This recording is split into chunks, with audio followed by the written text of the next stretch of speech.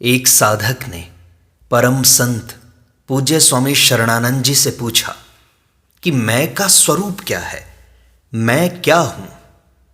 इस पर स्वामी शरणानंद जी कहते हैं, जीवन का अध्ययन करने पर यह प्रश्न स्वाभाविक उत्पन्न होता है कि मैं क्या हूं। यह नियम है कि प्रश्न की उत्पत्ति अधूरी जानकारी में ही होती है। जिसके संबंध में कुछ नहीं जानते अथवा पूरा जानते हैं, उसके संबंध में प्रश्न की उत्पत्ति नहीं होती। इस दृष्टि से यह सिद्ध होता है कि मैं क्या हूं, इस संबंध में प्रत्येक व्यक्ति कुछ न कुछ अवश्य जानता है। हां, यह अवश्य है कि वह जानना विवेक पूर्वक न हो, अपितु विश्वास के आधार पर हो। क्योंकि विवेक पूर्वक जान लेने पर तो निस्संदेहता आ जाती है, फिर प्रश्न की उत्पत्ति ही नहीं हो सकती। विकल्प रहित विश्वास ज्ञान न होने पर भी ज्ञान जैसा प्रतीत होता है। उसी विश्वास के कारण यह प्रश्न उत्पन्न होता है कि मैं क्या हूं, क्योंकि मैं की अस्वीकृति किसी को नहीं है। यद्यपि केवल स्वीकृति को मैं नहीं कह सकते, तो भी हम स्वीकृति के स्वरूप में अपने को मानते हैं। कभी कभी तो दृश्य के साथ मिलकर अपने को मान लेते हैं और कभी श्रवण की हुई स्वीकृति को भी मैं मान लेते हैं। जब हम दृश्य के साथ मिलकर अपने को मानते हैं, तब कामनाओं का उदय होता है और वे सभी कामनाएं इंद्रिय जन्य स्वभाव के अनुरूप होती हैं, अर्थात इंद्रियों को विषयों में प्रवृत्त कराने वाली होती हैं। यद्यपि विषय प्रवृत्ति के अंत में प्राप्ति कुछ नहीं होती, अपितु शक्तिहीनता, जड़ता एवं परतंत्रता की अनुभूति होती है। उस अनुभूति के आधार पर ही जिज्ञासा उत्पन्न होती है कि मैं क्या हूं, अथवा यूं कहो कि सामर्थ्य, चिन्मयता एवं स्वाधीनता की मांग उत्पन्न होती है। इस दृष्टि से मैं का अर्थ हो जाता है उसकी लालसा, जिसमें जीवन है, सामर्थ्य है, स्वाधीनता है। जब तक भोग प्रवृत्ति के परिणाम की वेदना नहीं होती, तब तक तो मैं का अर्थ रहता है भोग वासनाओं का समूह। यद्यपि भोग वासनाएं जिज्ञासा को मिटा नहीं पाती, परंतु उसमें शिथिलता अवश्य आ जाती है। उसी स्थिति में प्राणी को कभी भोग वासनाएं और कभी जिज्ञासा दोनों ही अपने में प्रतीत होती हैं, अथवा यो कहो कि जिज्ञासा और भोग वासनाओं का द्वंद्व रहता है। उस द्वंद्व का अंत करने के लिए ही प्राणी अपने को साधक मानता है, अथवा यूं कहो कि उसमें साधन की रुचि जागृत होती है। साधन की रुचि जागृत होने पर सर्वप्रथम मैं ये दृश्य जगत नहीं हूं, यह विचार उदित होता है। उसका उदय होते ही मैं क्या हूं, यह समस्या आने लगती है।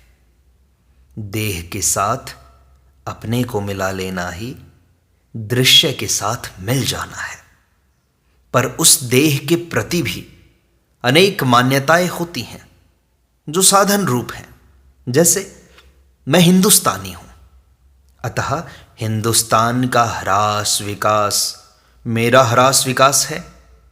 उसी प्रकार देश, जाति, मत, संप्रदाय, पद, कुटुंब और कार्य क्षेत्र के अनुरूप अनेक मान्यताओं के साथ हम अपने को मिला लेते हैं, पर सभी मान्यताओं की भूमि केवल देह है। इस दृष्टि से देह साधन का क्षेत्र है, परंतु अंतर यह हो जाता है कि केवल देह के साथ मिले रहने से तो पशुता के समान केवल भोग की ही रुचि उत्पन्न होती है, पर साधन रूप मान्यताओं के साथ मिलने से भोग प्रवृत्ति में भी एक मर्यादा आती है और उसके साथ साथ भोग निवृत्ति की लालसा भी जागृत होती है। क्योंकि भोग प्रवृत्ति का परिणाम किसी को अभीष्ट नहीं है। साधन रूप समस्त मान्यताएं दो भागों में विभाजित हैं। एक भाग तो वह है जिसमें अपने को सुंदर बनाने वाली मान्यताएं हैं, अथवा यूं कहो कि अपने को सुंदर बनाकर दूसरों के अधिकारों की रक्षा करना है। दूसरों के अधिकार की रक्षा से जब राग की निवृत्ति हो जाती है, राग हट जाता है, तब स्वतः समस्त दृश्य से वैराग्य हो जाता है, संबंध विच्छेद हो जाता है। दृश्य से संबंध विच्छेद होते ही जिज्ञासा की पूर्ति अपने आप हो जाती है। फिर यह प्रश्न कि मैं क्या हूं हल हो जाता है। साधन रूप मैं यद्यपि तीन भागों में विभाजित है, विषयी, जिज्ञासु तथा भक्त। उनमें से विषयी भाव की मान्यता तो दृश्य से संबंध विच्छेद नहीं होने देती, किंतु जिज्ञासु तथा भक्त भाव की मान्यताएं दृश्य से संबंध विच्छेद करने में समर्थ है। जो अपने को विषयी मानते हैं तो वो विषयों में लिप्त रहेंगे। विषयों में लिप्त रहेंगे तो इस दृश्य संसार से कैसे छूटेंगे। लेकिन जो जिज्ञासु हैं, भक्त हैं, वे संसार से उपरती चाहते हैं, छूटना चाहते हैं। तो उनमें यह मान्यता पैदा हो जाती है कि वे संसार से पृथक हैं।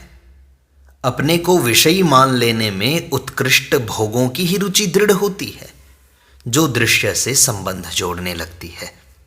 दृश्य से संबंध रहते हुए मैं क्या हूं, यह प्रश्न हल नहीं हो सकता। ज्ञान, विज्ञान एवं कलाओं के द्वारा परिवर्तनशील जीवन को सुंदर बनाने का अर्थ यह है कि उस व्यक्तित्व की आवश्यकता समाज को हो जाए और उसे समाज की आवश्यकता न रहे, अथवा यूं कहो कि उसकी आवश्यकता को समाज अपनी ही आवश्यकता समझने लगे। यदि समाज की उदारता, सेवा एवं स्नेह के आधार पर व्यक्तित्व का मोह सुरक्षित रहा तो भी यह प्रश्न हल नहीं होगा कि मैं क्या हूं। मैं क्या हूं, इस प्रश्न को वही साधक हल कर सकता है जो समाज का ऋणी न हो और समाज की उदारता की दास्ता में आबद्ध भी न हो। समाज का ऋणी न रहने पर व्यक्ति का मूल्य समाज से अधिक हो जाता है और समाज की उदारता का उपभोग न करने पर वह व्यक्तित्व के मोह से रहित हो जाता है। व्यक्तित्व के मोह का अंत होते ही तीव्र जिज्ञासा जागृत होती है, जो मैं क्या हूं इस समस्या को हल करने में समर्थ है। जिस काल में जिज्ञासा माने हुए सभी संबंधों को खा लेती है, उसी काल में उसकी पूर्ति हो जाती है। तब मैं नित्य जीवन से अभिन्न हो जाता है। अनित्य जीवन और नित्य जीवन का आश्रय बिना लिए मैं जैसी कोई स्वतंत्र वस्तु नहीं है। अनित्य जीवन के साथ मिलाने से मैं अनेक मान्यताओं के रूप में प्रतीत होता है और मान्यता के अनुरूप ही कर्तव्य तथा राग का जन्म होता है। कर्तव्य राग निवृत्ति का साधन है। अतः जिस प्रकार औषधि की आवश्यकता रोग काल में होती है, आरोग्य काल में नहीं, उसी प्रकार कर्तव्य की प्रेरणा राग निवृत्ति के लिए ही होती है। राग रहित होते ही अनित्य जीवन से तो संबंध टूट जाता है और नित्य जीवन से अभिन्नता हो जाती है, क्योंकि अनित्य जीवन और नित्य जीवन की अभिन्नता के मध्य में मैं जैसी कोई स्वतंत्र वस्तु कभी देखने में नहीं आती। हाँ, यह अवश्य है कि अनित्य जीवन के संबंध में जो आसक्ति उत्पन्न हो गई थी, वह नित्य जीवन से अभिन्नता होते ही, एक होते ही प्रीति के रूप में बदल जाती है। जिस प्रकार पहले अनित्य जीवन और उसकी आसक्ति प्रतीत होती थी, उसी प्रकार तब नित्य जीवन और उसकी प्रीति ही रह जाती है। अंतर केवल इतना ही है कि अनित्य जीवन और उसकी आसक्ति तो विनाशी है तथा नित्य जीवन और उसकी प्रीति अविनाशी है। जिज्ञासा के उदय में साधक अकाम होता है और पूर्ति में आप्त काम हो जाता है। यही तो वास्तविक जीवन है। अब यदि कोई कहे कि जिज्ञासा पूर्ति के लिए साधक को किस साधन की अपेक्षा है, तो कहना होगा कि भोग के परिणाम की अनुभूति के आधार पर जिज्ञासा जागृत होती है और समस्त दृश्य से विमुख होने पर जिज्ञासा की पूर्ति होती है। समस्त दृश्य से विमुख होने की सामर्थ्य उस अनंत की अहेतु की कृपा से स्वतः प्राप्त हो जाती है, जो स्वभाव से ही सभी का परम सुहृद है, अथवा यूं कहो कि जो उत्पत्ति, विनाश और देश काल की दूरी से रहित है। उसी की अहेतु की कृपा से दृश्य से विमुख होने की सामर्थ्य जिज्ञासु को प्राप्त होती है। अतः दृश्य की विमुखता ही जिज्ञासा की पूर्ति का सुगम और अंतिम साधन है।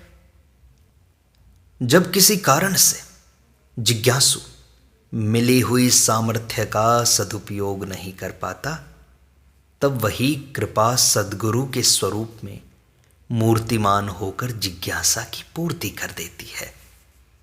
जिज्ञासा की पूर्ति वर्तमान जीवन का प्रश्न है, भविष्य का नहीं। अतः जिज्ञासा जागृत होने पर जब तक हल न हो जाए, तब तक किसी अन्य प्रवृत्ति का जन्म नहीं होना चाहिए। यदि किसी जिज्ञासा की प्रवृत्ति इतनी सबल हो गई है तथा स्थायी नहीं है, जो वर्तमान की वस्तु हो, तो ऐसे जिज्ञासुओं को चाहिए कि वे जिज्ञासा को सबल और स्थायी बनाने के लिए निरंतर इंद्रिय दृष्टि पर बुद्धि दृष्टि को लगाए रखें। उन्हें इंद्रिय ज्ञान पर बुद्धि ज्ञान से विजय प्राप्त करनी होगी। जिस काल में बुद्धि का ज्ञान इंद्रिय ज्ञान को खा लेगा, उसी काल में जिज्ञासा वर्तमान जीवन की वस्तु हो जाएगी। फिर मैं क्या हूँ, यह प्रश्न स्वतः हल हो जाएगा। बुद्धि के ज्ञान का अनादर होने पर जिज्ञासा की जागृति नहीं हो सकती, क्योंकि बुद्धि के ज्ञान के अनादर से इंद्रिय ज्ञान का आदर होने लगता है, जो राग को उत्पन्न करने में हेतु है। राग की उत्पत्ति हो जाने पर इंद्रियां विषयों के अधीन, मन इंद्रियों के अधीन और बुद्धि मन के अधीन हो जाती है। इससे बेचारा प्राणी जड़ता में आबद्ध हो जाता है। परंतु बुद्धि के ज्ञान का आदर होने पर इंद्रियां विषयों से विमुख होकर मन में विलीन हो जाती हैं। मन निर्विकल्प होकर बुद्धि में विलीन हो जाता है और बुद्धि सम हो जाती है। उससे जिज्ञासा की पूर्ण जागृति और उसकी पूर्ति की सामर्थ्य स्वतः आ जाती है। बुद्धि के ज्ञान का आदर होने पर दृश्य के स्वरूप का और अपने कर्तव्य का भी ज्ञान हो जाता है। अर्थात बुद्धि के ज्ञान में कर्तव्य का तथा दृश्य के स्वरूप का ज्ञान भी निहित है। जो साधक दृश्य के स्वरूप को भली भांति जान लेते हैं, वे राग रहित होकर प्रत्येक दशा में जिज्ञासु हो सकते हैं। अर्थात उनके लिए कोई प्रवृत्ति अपेक्षित नहीं रहती। किंतु जो साधक दृश्य के स्वरूप को पूर्ण रूप से नहीं जान पाते, वे पहले कर्तव्यनिष्ठ होकर बाद में जिज्ञासु होते हैं। जिज्ञासा की जागृति के लिए राग रहित होना अनिवार्य है, चाहे प्रवृत्ति द्वारा हो अथवा दृश्य के वास्तविक स्वरूप को जानकर हो। जो साधक सरल विश्वास के आधार पर अपने को भक्त मान लेता है, वह स्वभाव से ही समस्त विश्व से संबंध विच्छेद कर लेता है और अपने प्रभु से नित्य संबंध स्वीकार कर लेता है। उसमें न तो अपना कोई बल रहता है, न किसी प्रकार का संदेह रहता है। जिनसे उसने संबंध स्वीकार किया है, उनके विश्वास और उनकी प्रीति को ही वह अपना जीवन मान लेता है। देह, गेह आदि किसी से उसका संबंध नहीं रहता है। वह प्रत्येक कार्य अपने प्रभु के नाते ही स्वीकार करता है। कार्य के अंत में स्वभाव से ही प्रभु की वह स्मृति उदित हो जाती है जो प्रीति के स्वरूप में बदलकर उसे प्रियतम से अभिन्न कर देती है। जिज्ञासु और भक्त में अंतर केवल इतना है कि जिज्ञासु दृश्य के स्वरूप को जानकर दृश्य से विमुख होता है और भक्त उसे अपना न मानकर।